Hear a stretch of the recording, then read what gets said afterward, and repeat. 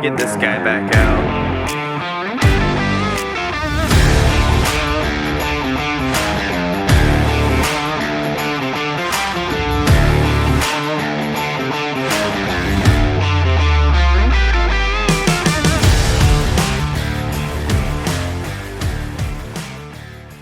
What's up, everybody? It's Justin with JM Naturescapes. I'm really excited to be out here at, get the name of it real quick. It's got an Indian name, so I can guarantee you that I am going to butcher this, but Wau-Ke-Na,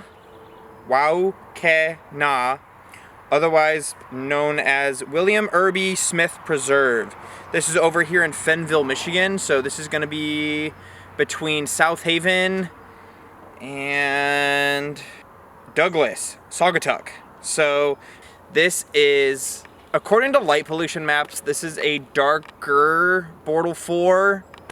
I am currently going to be getting what's called a unihedron, which will measure the light pollution of the sky, which is really cool. I'm excited to be getting that here soon, but for now, I'm here to explore this place. And fun fact, this is actually not the first time that I've been here. I scouted this place as one of the nearer to my home dark sky places, and I have shot here once before, and I can say it's dark, but I was here on like a 70% moon night. Let's go check this place out. Just did a little bit of walking just through these nice little trails, and yeah, beautiful golden hour, can't complain. It's pretty nice so far.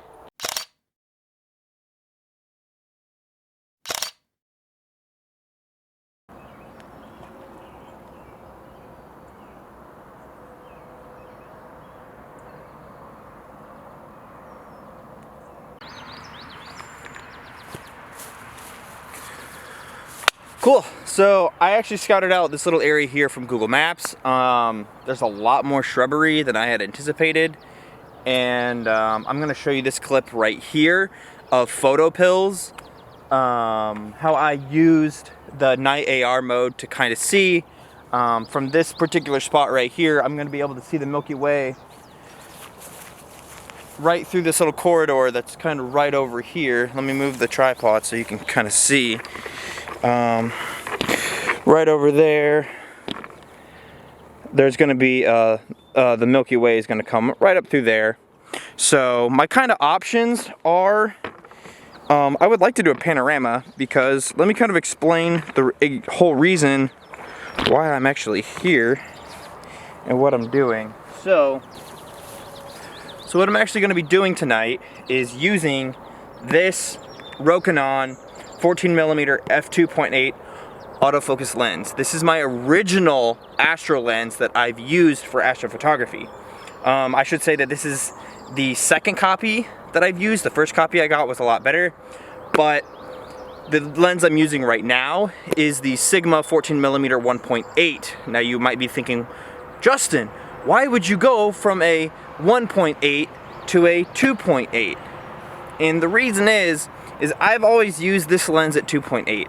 The lens I'm currently filming with, I use at 2.5. There's hardly a difference there. So what I'm actually going to do is, because I have the star tracker, I'm going to use this at f4 to correct any lens issues. And the other reason is this Sigma lens is nearly 2.5 pounds. This thing is not even 1 pound. So the main problem I have on my star tracker with this Sigma lens is actually the total amount of weight that's on my star tracker. So if I can get good shots with this lens by fixing the star issues that are there by going down to f4, I might be using this lens again a whole lot more for astro, because the weight is so bad that I get star trailing or dipping in the stars a lot because of the weight issues. So I'm excited to kind of try out this lens again, because it's definitely been a while. But I am going to try to do some panoramas of the Milky Way here, so I'm very excited as always.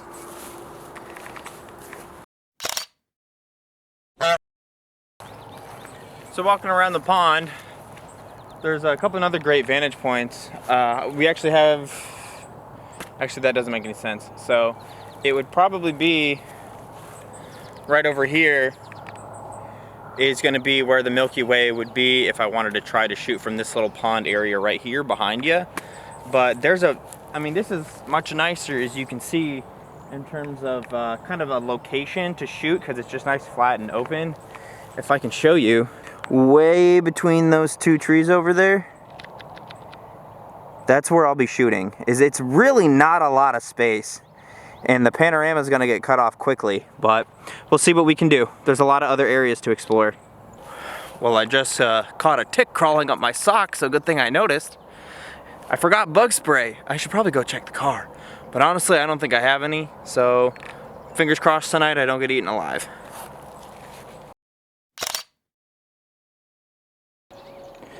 Look at the sunset. Just nice and orange, nice little orange glow. I like balancing on one tripod leg, so on Google Maps, it's basically, I think the shot was taken aerial in the winter or something, but to my left here, where you see all this large amount of shrubbery, it's just an open field on Google Maps. So, but there's tons of trees, tons of shrubbery. I'm not dressed to go in there. I probably wouldn't, and I'm probably not supposed to. But there's these trails, and maybe I can find a vantage point to shoot. There's this like hill that's kind of tempting to see if I can get on top of. That's like way back there. But yeah, I'm just gonna keep exploring. All right, here we are. So we have another vantage point here. It's really just a really big open field. I just walked to that end of that open field that I was just walking through. Obviously that way, it's just a big loop around the field. The thing about this location that's good is I have a low horizon because the trees are nice and far away. There are some really dead trees that are kind of over there that would, you know, be annoying to blend out. But I could get a nice shot of the sky from this position right here. But otherwise, my foreground here is pretty boring. So I'm gonna keep walking around because I'm running out of sunlight to kind of look and scout places. And I'm on to tick number 2 that I got.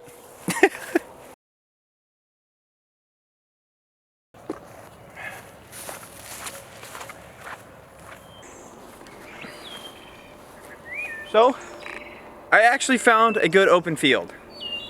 Right behind me, obviously, but with all the ticks that I'm finding on myself, I'm not prepared to really be here or be venturing out into taller grass.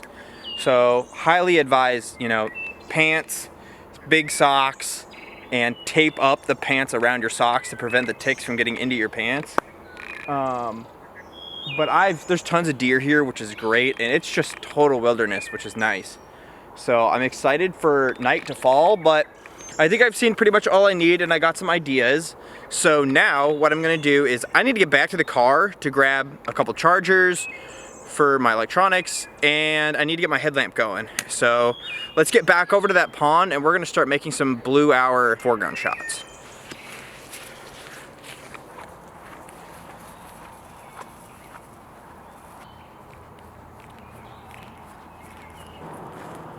All right, it is absolutely just ridiculously warm out and very humid. So this is gonna be a very foggy night, I'm sure of it. It's gonna be great.